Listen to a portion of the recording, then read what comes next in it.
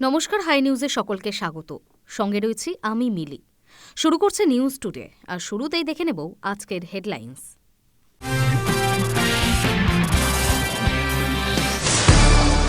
Voter তালিকায় অসঙ্গতি সংক্রান্ত সমস্ত নোটিশ অবিলম্বে ডাউনলোড করে আগামী 4 থেকে 5 দিনের মধ্যে সংশ্লিষ্ট ভোটারদের হাতে পৌঁছে দিতে হবে রাজ্যের মুখ্য নির্বাচনী আধিকারিকের দপ্তরকে নির্দেশ জাতীয় নির্বাচন কমিশনের। রোল অবজারভারের উপর হামলার পরই কড়া পদক্ষেপ অতিরিক্ত কেন্দ্রীয় বাহিনীর আরজি সিইও মনোজের। ব্যক্তিগত লাভের আশায় শিক্ষক শিক্ষিকারা প্রাইভেট টিউশন করতে পারবেন না, ক্লাসের মধ্যে স্মার্টফোনও ব্যবহার নয়, এমনই একাধিক নির্দেশিকা জারি করল মধ্যশিক্ষা পর্ষদ। বাংলাদেশের সংখ্যালঘুদের উপর নির্যাতন যেন থামারই নাম নেই। সোমবার একই দিনে কয়েক ঘন্টার ব্যবধানে খুন 2 হিন্দু যুবক।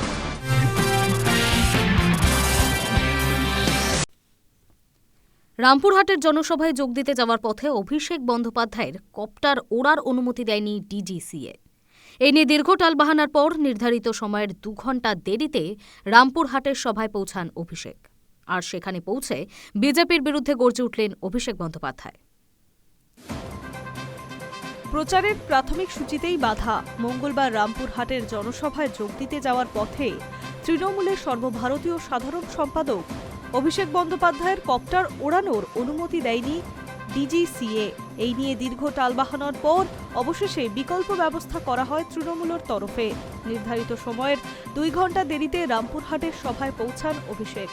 আর সেখানে পৌঁছেই তিলাই ময়দানে জনসভায় এই নিয়ে বিজেপির বিরুদ্ধে গর্জে উঠলেন অভিষেক বন্দ্যোপাধ্যায়। অভিষেক বন্দ্যোপাধ্যায়ের কড়া প্রতিক্রিয়া। নির্বাচন শুরু হয়নি, দিনক্ষণ ঘোষণা হয়নি, এসআইআরের মধ্যে দিয়ে সবে ভোটের দামামা বেজেছে। তার আগে থেকে বাংলা বিরোধী জমিদারদের চক্রান্ত শুরু হয়েছে। আমার হেলিকপ্টার সকাল 11টায় ওড়ার অনুমতি দেওয়ার কথা ছিল, কিন্তু দেওয়া হয়নি। কিন্তু আমার 10 গুণ জেদ। আমি মাঝে ভেবেছিলাম গাড়িতে আসব, 5 ঘন্টার রাস্তা। আমি বুদ্ধি খাটিয়ে পাশের রাজ্যের মুখ্যমন্ত্রী হেমন্ত সোরেনের সঙ্গে কথা বলে তার কপ্টার আনলাম, তারপর তাতে চড়ে এলাম। তাই 2 ঘন্টা দেরি হলো, কিন্তু জেদ থেকে সরিনি। বলেছিলাম যতই দেরি হোক যাবই। ধমকানি, চমকানি, ষড়যন্ত্র, চক্রান্ত দিয়ে আটকানো যাবে না, মাথা নত করব না। 26-এর নির্বাচনের প্রকল্পে মাস জুড়ে আবার জিতবে বাংলা কর্মসূচিতে জেলায় জেলায় ঘুরছেন অভিষেক বন্দ্যোপাধ্যায়। মঙ্গলবার বীরভূমের সভা সহ একাধিক কর্মসূচি ছিল তার। কথা ছিল বেলা 12টায় বেহালা ফ্লাইং ক্লাব থেকে চপারে রামপুরহাটে উড়ে যাবেন দলের সর্বভারতীয় সাধারণ সম্পাদক। 12টা বেজে 53 মিনিটে তারাপীঠ সংলগ্ন চিরার মাঠে তার চপারের অবতরণের কথা ছিল। তারাপীঠে পুজো দিতে দুপুর 1:30টায় রামপুরহাটের তিলাই ময়দানে রণসংকল্প সভায় পৌঁছে যাওয়া সূচি পূর্ণ করেন অভিষেক বন্দ্যোপাধ্যায়। পরে কপ্টারে ওড়ার অনুমতি না পেয়ে পরে ঝাড়খণ্ডের মুখ্যমন্ত্রী হেমন্ত সোরেনের কপ্টার আনিয়ে তবে অনুমতি সাপেক্ষে বীরভূমে উড়ে যান তিনি। অন্যদিকে এসআইআরের ইস্যুতে কমিশনের বিজেপিকে এক বন্ধনীতে রেখে অভিষেক বলেন, অমর্ত্য সেন যিনি এই দেশের নাম বিশ্বের দরবারে চিনিয়েছেন, তাকে নোটিশ পাঠিয়েছে এসআইআর। অভিনেতা দেবকেও নোটিশ পাঠানো হয়েছে। মোহাম্মদ শামি যে বিশ্বকাপে দেশকে গর্বিত করেছে তাকেও নোটিশ দেওয়া হয়েছে। আনম্যাপ করার চেষ্টা চলছে। এরপরেই হুঁশিয়ারির সুরে অভিষেক আহ্বান, যাদের আনম্যাপ করতে চাইছে গণতন্ত্র তাদের এই খেলায় সাই দেবে না। এবার ভোটে তাদের ঝেঁটিয়ে বিদায় করুন। অভিষেকের দাবি, বিশেষ নিবিড় সংশোধনের নামে ভোটার তালিকা থেকে পরিকল্পিতভাবে নাম বাদ দেওয়ার চেষ্টা চলছে। তার কটাক্ষ, এরা ভেবেছে ভয় দেখিয়ে নোটিশ দিয়ে মানুষকে সরিয়ে দেবে, কিন্তু বাংলার মানুষ সব দেখছে। High news network. রোল অবজারভারের ওপর হামলার পরই কড়া পদক্ষেপ অতিরিক্ত কেন্দ্রীয় বাহিনীর আরজি সিইও মনোজের। সম্প্রতি আক্রান্ত হয়েছিলেন কমিশনের রোল অবজারভার সি মুরুগান। এই ঘটনার পরই নিরাপত্তা ব্যবস্থা নিয়ে প্রশ্ন তোলে কমিশন। রাজ্যে নির্বাচনী নিরাপত্তা নিয়ে বাড়তি সতর্কতা। নিরাপত্তা বলয় আরও শক্ত করতে অতিরিক্ত কেন্দ্রীয় বাহিনী মোতায়েনের জন্য দেশের নির্বাচন কমিশনের কাছে আর্জি জানালেন রাজ্যের মুখ্য নির্বাচন আধিকারিক মনোজ আগরওয়াল। তবে ঠিক কত অতিরিক্ত বাহিনী চাওয়া হয়েছে তা এখনও স্পষ্ট নয়। তবে ইঙ্গিত, পরিস্থিতি বিবেচনায় প্রয়োজনীয় সংখ্যাই চাওয়া হয়েছে। সম্প্রতি আক্রান্ত হয়েছেন কমিশনের রোল অবজারভার সি মুরুগান। ঘটনার পরই নিরাপত্তা ব্যবস্থা নিয়ে উঠছে প্রশ্ন। রাজ্যের ডিরেক্টর জেনারেল অফ পুলিশকে বিস্তারিত রিপোর্ট তলব করা হয় 6 জানুয়ারি বিকেল 5টার মধ্যে সেই রিপোর্ট জমা দেওয়ার সময়সীমা নির্ধারণ করা হয়েছিল। এরপরই প্রতি রাজ্যের সিইওদের নিয়ে দিল্লিতে এদিন বৈঠকে বসে কমিশন। আলোচনার টেবিলে উঠে আসে রোল অবজারভার থেকে শুরু করে বিএলও, সবার নিরাপত্তা ঘিরে উদ্বেগ। অভিযোগ, আগাম জানানো সত্ত্বেও বহু ক্ষেত্রেই পর্যাপ্ত পুলিশি নিরাপত্তা দেওয়া হয়নি পর্যবেক্ষকদের। বিশেষ করে স্পর্শকাতর এলাকায় পরিদর্শনের সময় নিরাপত্তা ব্যবস্থা কেন ঢিলে ছিল? এরই প্রেক্ষিতে পশ্চিমবঙ্গে রোল অবজারভার এবং বিএলওদের নিরাপত্তায় অতিরিক্ত কেন্দ্রীয় বাহিনী চেয়ে কমিশনের কাছে আর্জি জানান রাজ্যের সিইও। কমিশনের রিপোর্টে উঠে এসেছে, দক্ষিণ 24 পরগনার একাধিক এলাকায় বিশেষ নিবিড় সংশোধন সংক্রান্ত শুনানির সময় পরিস্থিতি উত্তপ্ত হয়ে ওঠে। বেআইনি জমায়েত, কোথাও আবার অবজারভারের গাড়ি ক্ষতিগ্রস্ত। সব মিলিয়ে পরিস্থিতিকে কমিশন চিহ্নিত করেছে গুরুতর নিরাপত্তা ত্রুটি হিসেবে। এরপরে নিরাপত্তা ব্যবস্থা আরও কড়াকড়ি নিয়ে বাড়তি পদক্ষেপ করা হচ্ছে বলেই খবর। কমিশনের তরফে ইতিমধ্যেই জানানো হয়েছে, স্পর্শকাতর এলাকায় রোল অবজারভারদের পরিদর্শন মানেই বাধ্যতামূলকভাবে পর্যাপ্ত পুলিশি ব্যবস্থা রাখতে হবে। নিরাপত্তার দায়িত্বে থাকবেন একজন সিনিয়র পুলিশ অফিসার। কোনো পরিস্থিতিতেই হালকা নিরাপত্তা রাখা যাবে না। কমিশনের মতে, নির্বাচনী প্রক্রিয়ার সুরক্ষা ও স্বচ্ছতা রক্ষায় এই কড়া অবস্থান অত্যন্তই তাৎপর্যপূর্ণ। প্রশাসনিক মহলে ইতিমধ্যেই শুরু হয়েছে চর্চা। এই পদক্ষেপ কি রাজ্যের ভোট নিরাপত্তার মানচিত্রে নতুন বার্তা বহন করছে? High news network. ভোটার তালিকার অসঙ্গতি বা লজিক্যাল ডিসক্রিপেন্সি রয়েছে, সেই সংক্রান্ত সমস্ত নোটিশ অবিলম্বে ডাউনলোড করে আগামী 4 থেকে 5 দিনের মধ্যেই সংশ্লিষ্ট ভোটারদের হাতে পৌঁছে দিতে হবে। রাজ্যের মুখ্য নির্বাচনী আধিকারিকের দফতরকে নির্দেশ দিল জাতীয় নির্বাচন কমিশন।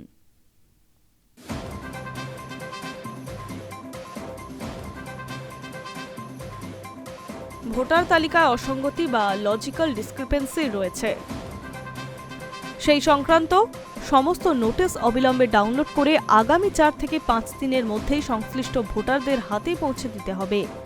রাজ্যের মুখ্য নির্বাচন আধিকারিকের দফতরের নির্দেশ দিল জাতীয় নির্বাচন কমিশন। সূত্রের খবর, এই কাজে কোনো রকম ঢিলেমি বরদাস্ত করা হবে না বলে স্পষ্ট ইঙ্গিত দিয়েছে কমিশন। পশ্চিমবঙ্গে ভোটার তালিকার বিশেষ নিবিড় সংশোধন চলাকালীন নির্বাচন কমিশনের চিহ্নিত তথাকথিত লজিক্যাল ডিসক্রিপেন্সির তালিকায় শুরুতেই নাম ছিল প্রায় 1,36,00,000 ভোটারের। তবে সংশোধিত তথ্য অনুযায়ী তথ্যগত অসঙ্গতির সংখ্যা আর 1,36,00,000 নেই, তা নেমে এসেছে কমবেশি 95 লক্ষে। সূত্রের খবর, সোমবার সিইও দফতরের নির্দেশ পেয়ে প্রতিটি জেলার নির্বাচন আধিকারিক বা ডিইওদের নোট পাঠানো হয়েছে। মঙ্গলবার থেকেই প্রতিদিন বিধানসভায় কেন্দ্রভিত্তিক লজিক্যাল ডিসক্রিপেন্সির কতগুলি নোটিশ সার্ভে করা হয়েছে তার বিস্তারিত রিপোর্ট জমা দিতে হবে, অর্থাৎ দৈনিক নজরদারির আওতায় আনা হচ্ছে গোটা প্রক্রিয়াকে। এখন প্রশ্ন আসতে পারে, এই লজিক্যাল ডিসক্রিপেন্সি বলতে ঠিক কাদের বোঝানো হচ্ছে? তথ্যগত অসঙ্গতি, অর্থাৎ কারোর নাম মেলেনি বা কোনো ভোটারের বাবার সঙ্গে বয়সের পার্থক্য 15 বছর কম। আবার কোনো কোনো ভোটারের ক্ষেত্রে এই পার্থক্য 15 বছরের বেশি। কারো কারো ক্ষেত্রে তাদের ঠাকুরদার বয়সের সঙ্গে পার্থক্যের অসঙ্গতি দেখা গিয়েছিল, কিংবা জেন্ডার ডিসম্যাচ বা লিঙ্গের অমিল পাওয়া গিয়েছে, তাদের এই নোটিশ পাঠানো হয়েছে। এসআইআর প্রক্রিয়া শেষ হলেই ভোটারের দিনক্ষণ ঘোষণা করতে পারে বলে জল্পনা চলছে রাজনৈতিক মহলে। এই আবহে রাজ্যের মুখ্য নির্বাচন আধিকারিক মনোজ আগরওয়ালকে দিল্লিতে ডেকে পাঠিয়েছে জাতীয় নির্বাচন কমিশন। নির্বাচন কমিশন সূত্রে খবর, সোমবার কমিশনের সঙ্গে রাজ্যের আধিকারিকদের ওই বৈঠকের পরেই শুনানিতে প্রায় 1 কোটি ভোটারকে ডাকার নির্দেশিকা জারি করা হয়েছে। কমিশনের তরফে জানানো হয়েছে, ভোটার তালিকা সংক্রান্ত সমস্ত নোটিশ নির্দিষ্ট সময়ের মধ্যে পৌঁছানো নিশ্চিত করতে হবে এবং তাদের বাস্তবায়ন হচ্ছে কিনা সেই দিকেও কড়া নজর রাখতে হবে। সম্প্রতি লজিক্যাল ডিসক্রিপেন্সি বা তথ্যগত অসঙ্গতির তালিকা প্রকাশ করার ঘিরে নির্বাচন কমিশনের ভূমিকা নিয়ে প্রশ্ন তোলেন তৃণমূলের সর্বভারতীয় সাধারণ সম্পাদক অভিষেক বন্দ্যোপাধ্যায়। তার বক্তব্য, একই দিনে কিভাবে কমিশন একসঙ্গে খসড়া ভোটার তালিকা এবং তথ্যগত অসঙ্গতির তালিকা প্রকাশ করতে পারে, সেই বিষয়টি নিয়ে তার আপত্তি। পাশাপাশি তথ্যগত অসঙ্গতির পূর্ণাঙ্গ তালিকা প্রকাশের দাবি জানান অভিষেক, কিন্তু দেখা গেল তালিকা নয়, উল্টে সেই তালিকায় থাকা প্রায় 1 কোটি ভোটারকে শুনানিতে ডাকতে চলেছে কমিশন। High news network. সদ্যই নাম বদলেছেন দরিদ্রদের কর্মসংস্থানে উপযোগী 100 দিনের কাজে কেন্দ্রীয় প্রকল্পের। এই নিয়ে রাজনীতি কম হয়নি। নাম বদলের ঘোর বিরোধিতা করেছে বাংলার শাসক দল তৃণমূলও। এখন সেই নাম ভিবিজি রামজি নিয়ে ভোটমুখী রাজ্যগুলিতে প্রচারে নামছে বিজেপি। নামের রাজনীতি। সদ্যই নাম বদলেছে দরিদ্র কর্মসংস্থানের উপযোগী ১০০ দিনের কেন্দ্রীয় প্রকল্প। মনরেগা অর্থাৎ প্রকল্পের নাম থেকে মহাত্মা গান্ধীকে বাদ দিয়ে এখন তা হয়ে দাঁড়িয়েছে ভিবিজি রামজি। এই নিয়ে রাজনীতি কম হয়নি। নাম বদলের ঘোর বিরোধিতা করেছে বাংলার শাসক দল তৃণমূল। এখন সেই নাম নিয়ে ভোটমুখী রাজ্যগুলিতে প্রচার করছে বিজেপি। জানা গিয়েছে, বাংলা থেকে শুরু করে অসম, তামিলনাড়ু সহ একাধিক রাজ্যে ভিবিজি রামজি প্রকল্প নিয়ে দুয়ারে দুয়ারে গিয়ে মানুষকে বোঝাচ্ছেন বিজেপি নেতারা। বিশেষ করে নজর দেওয়া হচ্ছে গ্রামাঞ্চলে। ১০০ দিনের কাজ মূলত গ্রামীণ সংস্থার ওপরেই লক্ষ্য। সদ্য সমাপ্ত শীতকালীন অধিবেশনে সংখ্যাধিকের জেরে ১০০ দিনের প্রকল্পের নাম বদল করেছে বিজেপি। পাশাপাশি বৃহত্তর হয়েছে প্রকল্প। বছরের ১০০ দিনের বদলে কর্মদিবস করা হয়েছে ১২৫ দিন। বিজেপির শীর্ষ নেতৃত্বদের নির্দেশ, এই বাড়তি কর্মদিবস নিয়ে প্রচারে যেতে হবে। গ্রামে গ্রামে কেন্দ্রের এই জনদরদি প্রকল্প সম্পর্কে ওয়াকিবহল করতে হবে। আর সেই নির্দেশকে সামনে রেখেই ভোটমুখী রাজ্যগুলি থেকে প্রচার করতে শুরু করেছে বিজেপি। সূত্রের খবর, সম্প্রতি এই প্রচারে কর্মসূচি চূড়ান্ত করতে বিজেপির সর্বভারতীয় সভাপতি জেপি নাড্ডা, নবনিযুক্ত কার্যকরী সভাপতি নীতিন নবীন এবং সাধারণ সম্পাদক বিএলএ সন্তোষ বৈঠকে বসেছিলেন। ছিলেন কেন্দ্রীয় মন্ত্রী ও সাংসদরাও। ১০০ দিনের কাজে বাংলার বকেয়া চেয়ে বারবার কেন্দ্র বিরোধী আন্দোলনে সরব তৃণমূল। এই নিয়ে বহু প্রতিবাদ হয়েছে, তা এখনো চলছে। তবে এবার রামজি নামের আড়ালে রাম মহাত্মা প্রচারে বিজেপির অভিসন্ধানমূলক রাজনীতির অভিযোগ তুলে প্রচার করতে শুরু করেছে কংগ্রেস। তারা গ্রামজি বলেও প্রচার করবে। বিজেপির কৌশল, বিরোধীদের এইসব প্রচারের ঠিক বিপরীত বয়ান তৈরি করতে ১০০ দিনের কাজের জনপ্রিয়কে গড়ে তুলতে চাইছে বিজেপি। High news network.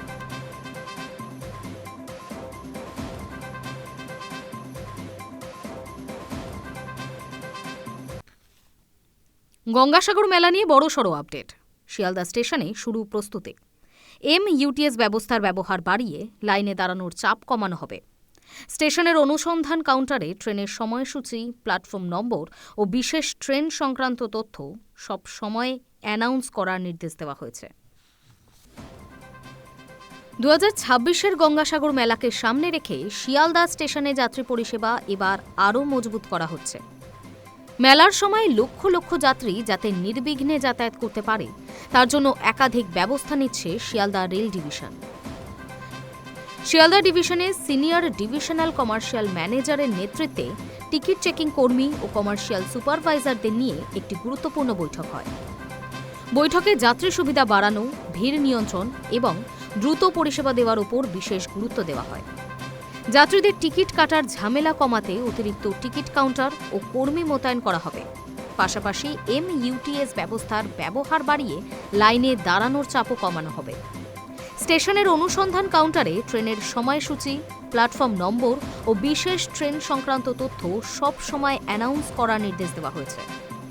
যাত্রীদের সুবিধার জন্য স্টেশন চত্বরে নিয়মিত ও স্পষ্ট ঘোষণা করা হবে, যাতে কোনো বিভ্রান্তি না ঘটে।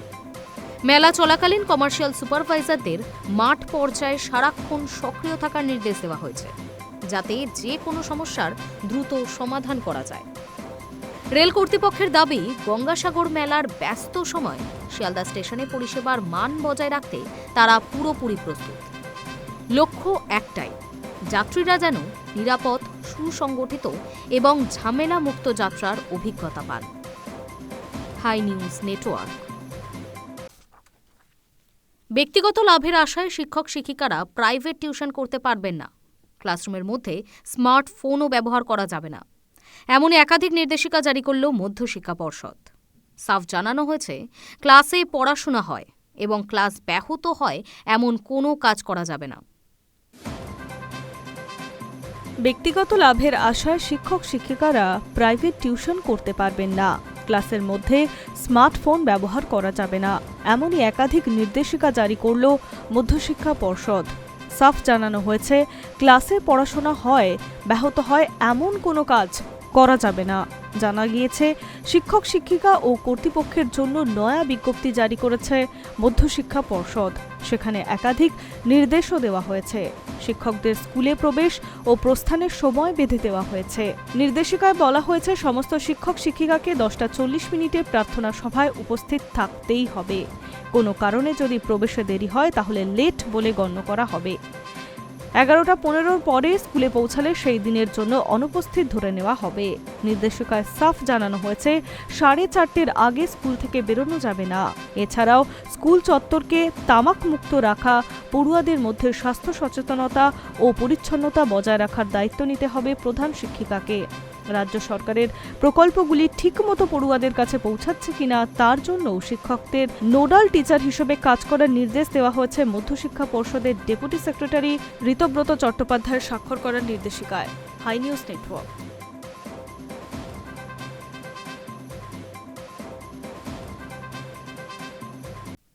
আধার কার্ডে বড় বদল।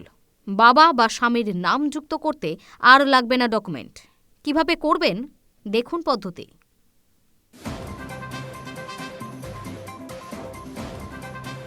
ড্রাইভিং লাইসেন্স তৈরি করতে গিয়ে বা পাসপোর্ট ভেরিফিকেশনের সময় হঠাৎ দেখলেন আপনার আধার কার্ডে বাবার নাম বা স্বামীর নাম নেই, অথবা এক জায়গা থেকে অন্য জায়গায় কোনো কারণে ঠিকানা পরিবর্তন করতে হয়।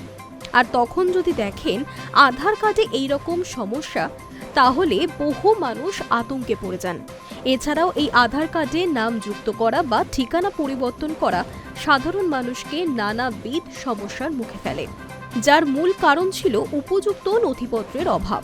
তবে এবার আধার কার্ড ব্যবহারকারীদের জন্য সুখবর নিয়ে এসেছে UIDAI।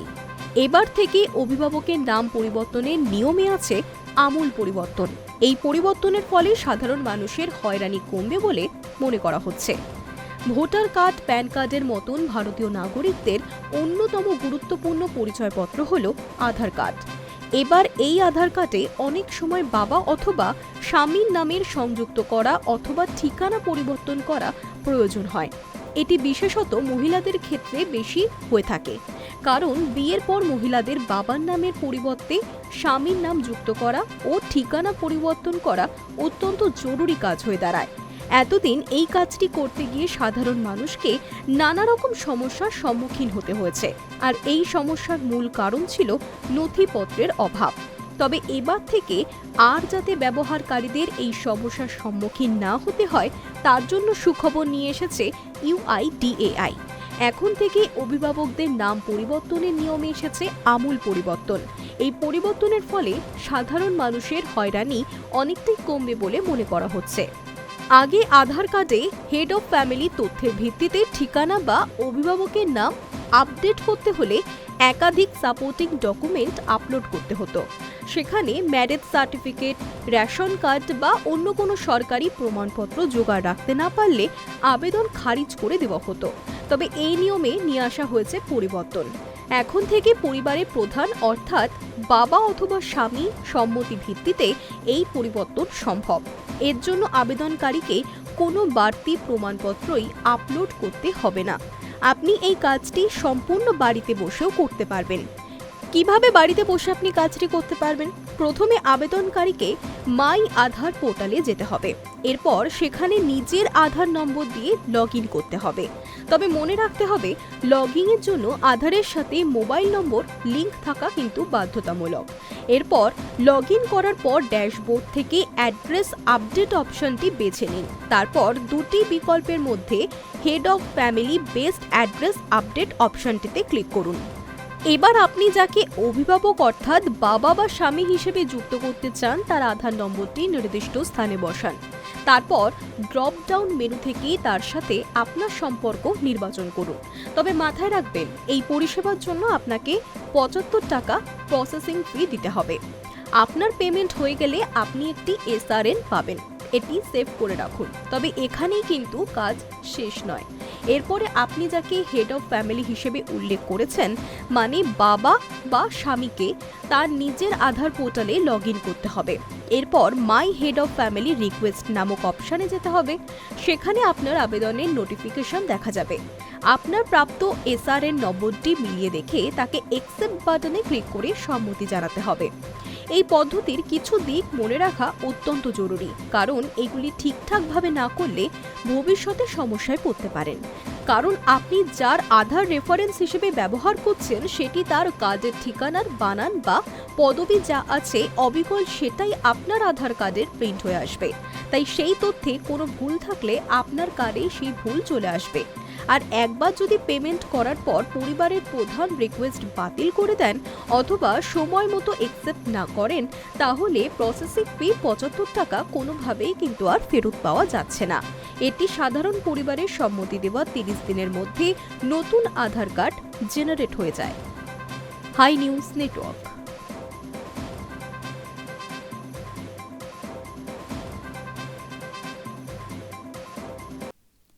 ভারতের সীমান্তবর্তী দেশ নেপালের একাধিক এলাকায় সাম্প্রতিক উত্তেজনা ছড়িয়ে পড়ে। আর এই খবর সামনে আসায় পরিস্থিতির গুরুত্ব বুঝে সম্পূর্ণ সিল করে দেওয়া হয় ভারত নেপাল সীমান্ত।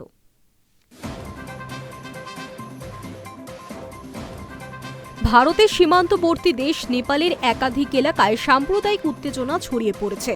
এই খবর সামনে আসায় পরিস্থিতির গুরুত্ব বুঝে সম্পূর্ণ সিল করে দেওয়া হয়েছে ভারত নেপাল সীমান্ত। তবে শুধু নেপাল নয়, এই অশান্তির পরিস্থিতির প্রভাব সরাসরি পড়েছে বিহারের রাক্সোল সীমান্ত এলাকাতেও। জানা গিয়েছে নেপালের পারসা জেলার বীরগঞ্জ শহরকে কেন্দ্র করে এই অশান্তির সূত্রপাত। নেপাল প্রশাসনের পক্ষ থেকে বীরগঞ্জ শহরে কারফিউ জারি করা হয়েছে। পরিস্থিতি সামাল দিতে সর্বোচ্চ সতর্কতায় রয়েছে নিরাপত্তা বাহিনী। কিভাবে শুরু হলো অশান্তি? নেপাল পুলিশের দাবি, ধানুষা জেলার কমলা মিউনিসিপ্যালিটির সাকুয়া মারান এলাকায় একটি মসজিদে ভাঙচুর চালায় এক দল দুষ্কৃতী। সেই ঘটনার ভিডিও দ্রুত সোশ্যাল মিডিয়ায় ভাইরাল হয়ে যায়। এরপরই পরিস্থিতি আরও জটিল হয়ে ওঠে। পুলিশের মতে সোশ্যাল মিডিয়ায় 2 মুসলিম যুবকের অ্যাকাউন্ট থেকে হিন্দু বিরোধী মন্তব্য ও ধর্মীয়ভাবে উস্কানিমূলক কন্টেন্ট ছড়ানো হয় বলে অভিযোগ ওঠে। আর এরই ঘটনার প্রতিবাদে রবিবার সকালে পারসা জেলার বীরগঞ্জ শহরে বিক্ষোভ শুরু হয়। ধনুষা জেলার ঘটনায় বীরগঞ্জে প্রতিবাদে নামেন বিক্ষোভকারীরা। রাস্তায় টায়ার জ্বালিয়ে বিক্ষোভ দেখানো হয়, কিন্তু পরিস্থিতি দ্রুত নিয়ন্ত্রণের বাইরে চলে যায়।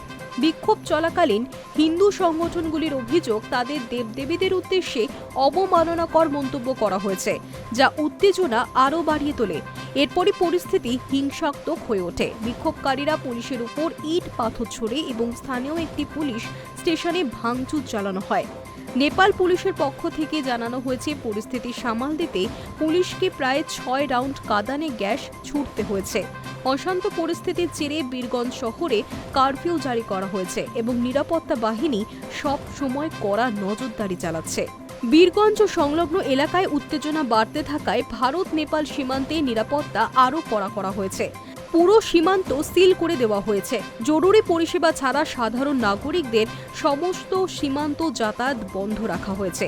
বিশেষ নজরদারি চালানো হচ্ছে ভারত নেপাল সংযোগকারী মৈত্রী ব্রিজেও।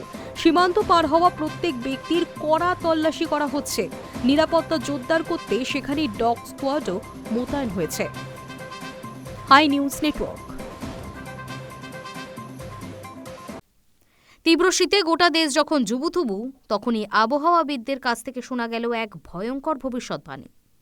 2026-এ গরম পড়বে মারাত্মকভাবে। তাপমাত্রা পেরিয়ে যেতে পারে সাম্প্রতিক সব রেকর্ডকে। 2024 সালে গরম পড়েছিল মাত্রা ছাড়া। 26 তার থেকে খুব একটা পিছিয়ে থাকবে না।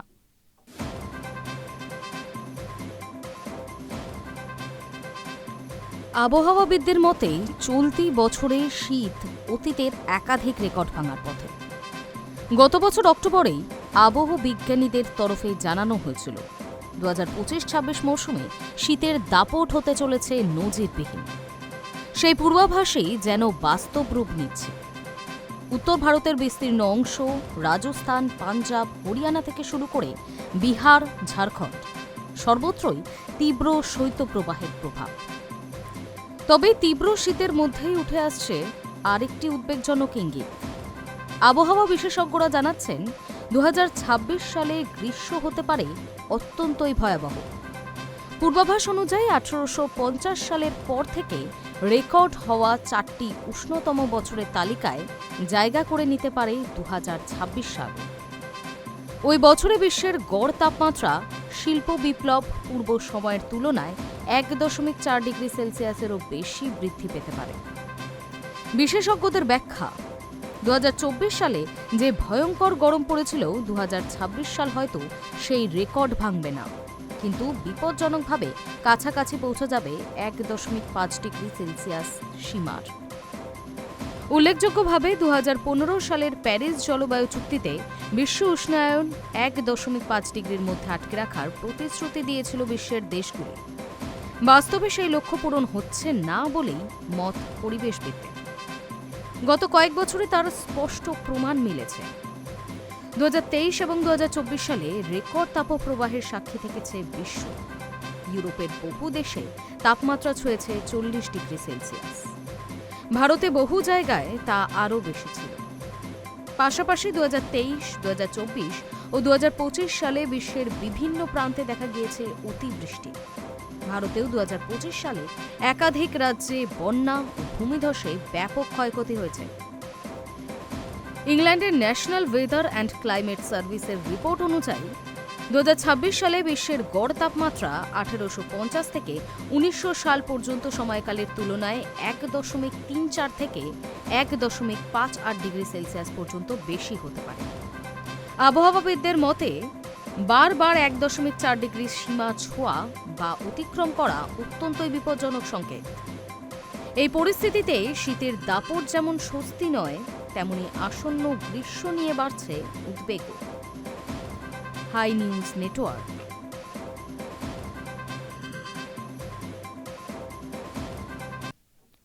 নিউজ টুডে এখনকার মতো এই পর্যন্তই।